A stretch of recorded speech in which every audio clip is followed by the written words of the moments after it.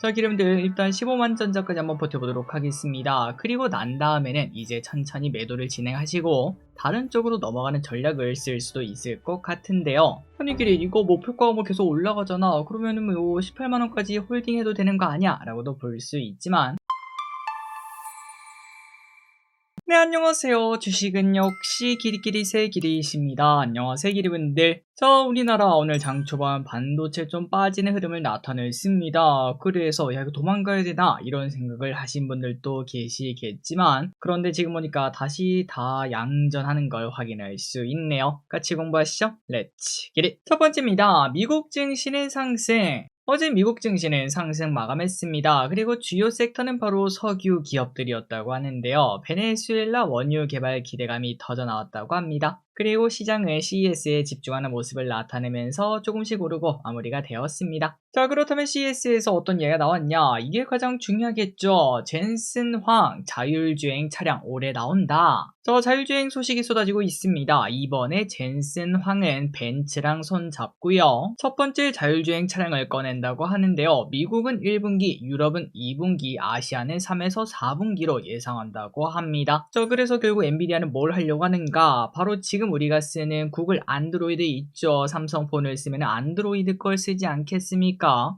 이 부분을 엔비디아는 챙기겠다라는 거죠. 뭐 예를 들어서 현대차는 차를 만들고 그 안에 들어가는 자율주행은 우리 거 써라 라고 말을 하는 거와 마찬가지입니다. 자, 물론 아직까지 현대차는 자체 개발하겠다, 우리가 해낼 수 있다, 이러한 목표를 보여주고 있지만, 하지만 일각에서는 현대차의 그런 선택에 대해서 조금 걱정스러운 시선을 보내는 것도 사실입니다. 최근 들어 기름들도 이제 주변에 좀 느끼실지 모르겠지만 테슬라 차량을 선택하시는 분들이 조금씩 늘어나는 걸 확인할 수 있는데요. 그 이유는 딱 하나입니다. FSD죠. 그리고 그 속도는 갈수록 빨라지고 다른 완성차 업계에는 그 속도를 맞추기 위해서 엔비디아와 협업해서 같이 진행을 한다는 건데, 현대차가 지금부터 한다고 하더라도 빨라야 2, 3년인데 그 시간 안에 만들 수 있는가는 첫 번째고, 그리고 그 2, 3년도 생각보다 긴 시간인 걸 확인할 수 있죠. 그렇기 때문에 결국 현대차도 엔비디아로 오지 않겠냐, 이런 얘기는 솔솔 들려오고 있습니다. 자, 어쨌든 엔비디아가 이제 직접적으로 자율주행 시장에 진출을 했고요. 자율주행 시스템의 이름은 바로 알파마이오 스택이라고 합니다. 차세대 자율주행 AI 모델이라고 하고, 참고로 여기에는 카메라, 라이다 등의 센서가 전부 다 들어가는 구조입니다.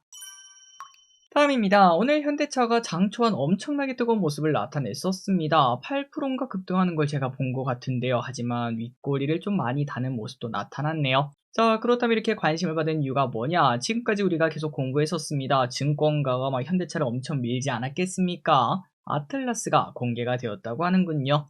자, 아틀라스 자연스러운 움직임을 보여줬습니다. 그러면서 시장의 기대감이 터져 나왔고요. 하지만 유세파라라가 일단 오늘은 등장. 그리고 아틀라스는 구글에 납품한다는 이야기까지 나타났고, 구글의 제미나이도 탑재를 한다라는 소식도 등장했습니다. 자, 과연 현대차 여기가 끝일까요? 저는 뭐 아니라고 생각합니다. 결국 우상향하는 모습을 좀 나타내주지 않을까? 피지컬 AI의 주인공은 현대차가 될 수도 있습니다. 다음입니다. 삼성전자 목표가 18만원. 야, 이거 도매 시장인가요? 목표가가 하루하루 바뀌는 게 신기합니다. KB증권은 삼성전자의 목표가를 18만원으로 상향 조정했고요. 올해 연간 영업이익이 이제는 123조 원까지 올라왔습니다. 작년 말에 분명 100조 원이었는데, 야, 이게 20%나 더 올랐네요. 그렇다면 그 이유가 뭐냐? D램 가격 상승, 그리고 HBM 출하량 증가로 인해서 작년보다 영업이익이 3배 증가할 것으로 본다고 하는데요. 주가 상승이 안 나타날 수가 없는 구조죠. 자, 기름들 일단 15만 전자까지 한번 버텨보도록 하겠습니다. 그리고 난 다음에는 이제 천천히 매도를 진행하시고 다른 쪽으로 넘어가는 전략을 쓸 수도 있을 것 같은데요. 아니 길이 이거 목표가가 뭐 계속 올라가잖아. 그러면은 뭐 18만원까지 홀딩해도 되는 거 아니야? 라고도 볼 수 있지만 15만 전자까지 가게 되면은 이제 18만원까지는 20% 정도 상승이 남았습니다. 물론 그 20% 엄청난 수익률이긴 하지만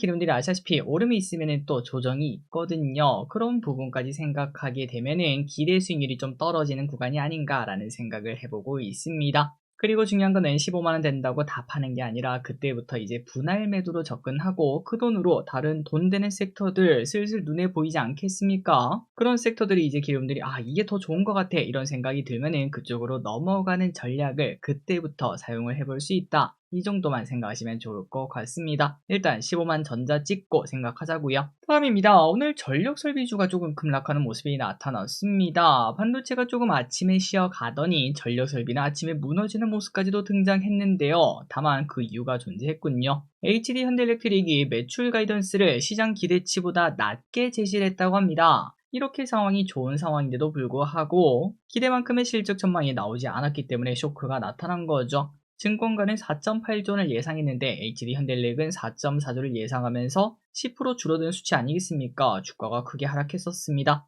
다만 이런 것도 결국 단기 노이즈겠죠. 결국 전력 설비는 계속 갈 수밖에 없을 것 같고 조정 시 매수 기회일까 이런 고민을 한번 해보시는 것도 괜찮을 것 같습니다. 다음입니다. 올해 코스피 예상 경로.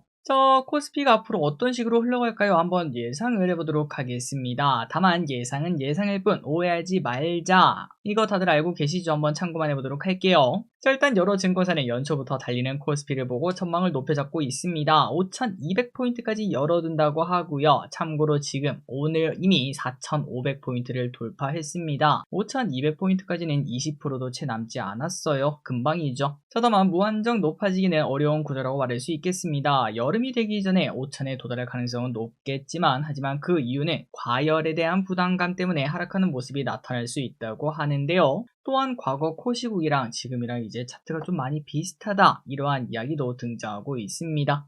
그래서 한번 보도록 하겠습니다. 왼쪽이 지금 차트입니다. 그리고 오른쪽이 코시국 차트이고요. 왼쪽부터 보면은 쭉 하락했다가 이제 트럼프 때문에 하락했었죠. 그때부터 쭉 오르고 쉬었다가 쭉 오르고 쉬었다가 이제 다시 올라가는 모습이고, 오른쪽에 과거 코시국을 보면은 코로나 때문에 쭉 하락했다가 올랐다가 기었다가 올랐다가 기었다가 이 빨간색 네오박스가 이때를 뜻하는 게 아닌가라는 생각이 듭니다. 그리고 난 다음에 이제 코스피 올라가다가 오른쪽으로 기고 떨어지는 모습, 이렇게 상승장의 끝을 보여줬는데요. 지금 또 이제 그런 흐름 비슷하게 나타나는 거 아니냐, 뭐 예를 들어서 이런 식으로 좀 떨어지는 거 아니냐, 이런 예상이 나타나고 있습니다.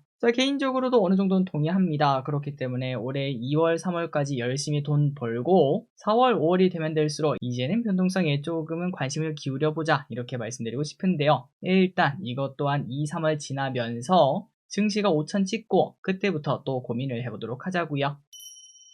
다음입니다. 네카오가 다시 달려가나? 삼성전자가 우리의 관심을 너무 가져가고 있는 이 상황에 네카오가 소리소문 없이 상승하고 있다고 합니다. 오늘 네이버는 탈쿠팡 수혜 기대감까지 나타나면서 왼쪽 주봉 차트가 이뻐지고 있죠. 저점이 높아지면서 이렇게 올라가려는 모습을 보여주고 있습니다. 차트 네이버 그리고 조금 뒤에 카카오도 볼 건데 박스를 잘 만들고 있고, 오른쪽 위로 돌파할 수 있을지, 올해 한번 카카오는 어카파를 달성할 수 있을지 보도록 하겠습니다. 왼쪽에 네이버 차트 한번 보시면 좋을 것 같고, 그리고 이제 카카오 차트도 보시면은 야, 이거 좀 놀랍지 않습니까? 진짜 오른쪽으로 기어가고 있습니다. 뭐 하나만 나와라 하면 이제 올라가겠다 이렇게 말하는 것 같은데 기대해 보자고요. 다음입니다. 한중 정상회담 결과는, 어제 한중 정상회담이 있었죠. 결과만 빠르게 체크하자면은 활발한 교류를 계속 이어나가자는 이야기가 나왔다고 합니다. 그리고 2026년을 한중 관계 전면 복원의 원년으로 바꾸자라고도 얘기를 했는데요. 다만 우리의 관심사인 한한령, 여기에 대해서는 이야기가 크게 나오지 않아서 이쪽에 좀 투자하는 투자자분들이라면 아쉬움을 많이 보였을 것 같습니다. 그래서 그런지 이틀 연속 미디어 컨텐츠가 하락하는 모습이네요. 다음입니다. 코스닥 상패 요건은 까다로워집니다. 건강한 시장이 되려면 매력이 부족하고 자격이 부족한 주식이 포함되어 있으면 안 되겠죠. 맛집에 맛없는 메뉴는 당연히 없습니다. 그렇기 때문에 한국거래소는 코스닥 혁신을 위해서 상장 제도를 손질했다고 하는데요. 지금 현재 상패가 되려면 시가총액이 40억 미만이어야 됩니다. 사실 뭐 40억 미만이 회사가 어디 있겠습니까? 그런데 이거를 150억으로 상향했다고 하고요. 이 상태로 30거래일 이상 지속되면 관리 종목이 되고 90일 이후 상패가 된다고 합니다. 참고로 지금 코스닥의 기업이 1800개 정도가 있거든요. 이 중에 27개가 이미 대상이라고 하고, 그런데 중요한 거는 내년에 더 높아집니다. 시가총액이 200억 이하 그리고 매출액이 50억이 안 되는 회사는 또다시 상패가 된다고 하니까 키리분들은 이제 조금 더 주식을 고를 때 주의할 필요가 있겠다. 상패가 조금 더 많이 나타날 수 있다. 이 정도 생각하시면 좋을 것 같습니다. 개인적으로 시가총액 1000억 미만 회사는 1000억도 사실 그렇게 큰 금액이 아니죠. 그럼에도 1000억 미만은 피하는 게 좋다고 생각합니다. 거기에 만약에 뭐 적자가 4년 연속 적자다, 이거는 진짜 건들면 안 되죠. 다음입니다. 방산주, 전쟁은 끝나지 않는다. 방산주의 단 하나의 리스크는 러우 전쟁이 종식되는 거였습니다. 그러다 보니까 러우 전쟁 종식 가능성이 높아질수록 왼쪽 LIGX1의 주가는 떨어지는 걸 확인할 수 있었는데요. 하지만 아직도 전쟁이 끝나고 있지 않고 있고, 또한 이번에 베네수엘라가 또 터지면서 야, 전쟁은 끝나지 않는다. 다만 이제 국가만 바뀔 뿐이다. 이러한 이야기가 나오는 중입니다. 그러다 보니까 방산주가 또다시 불꽃 랠리를 펼치는 중입니다. 안 그래도 요즘 우주 테마가 핫한데 같이 겹쳐서 기대감을 받는 기분이네요. 자, 다만 이제 저는 이런 거 볼 때마다 갑자기 막 걱정이 됩니다. 진짜로 중국이 대만을 공격할 수도 있겠다라는 생각이 드는데 그런 시간이 제발 오지 않았으면 좋겠습니다. 마지막입니다. 노브노디스크, 미국에서 위고비 알약 판매. 야, 빠릅니다. 2주 전에 노브노디스크가 경구용 비만 치료제 FDA 승인 소식을 받았다는 내용을 봤었는데요. 그런데 바로 출시를 한다고 하는군요. 가장 중요한 건 가격인데 월 20에서 45만원 수준으로 책정이 된다고 합니다.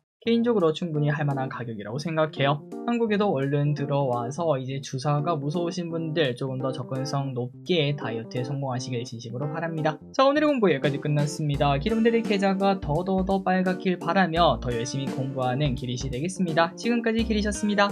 빠이용!